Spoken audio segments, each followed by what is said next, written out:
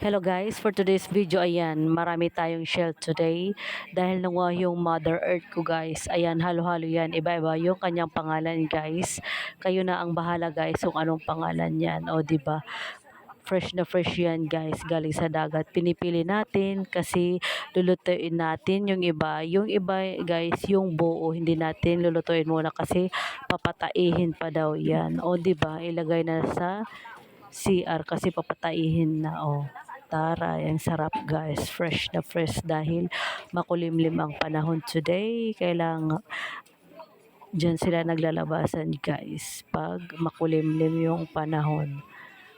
Maganda yung manguha guys kasi nagsisilabasan sila guys pag makulimlim yung panahon, pero pag maaraw guys, bihira lang sila lumabas sa kanilang lungga. Ganon guys yung ano dito, seashell sa pangunguha guys, kasi pag mainit ang panahon hindi sila lumalabas kasi mainit yung panahon guys.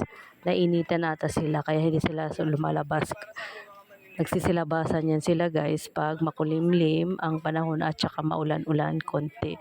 At saka wag lang yung maalon guys, kasi pag maalon yung dagat, hindi mo sila makikita. Nasa tabing dagat sila guys. O di ba alam nyo na kung paano manguha nito guys. Pero kailangan may tiyaga kayo kasi pag wala kayong tiyaga, wala kayong nilaga at hindi kayo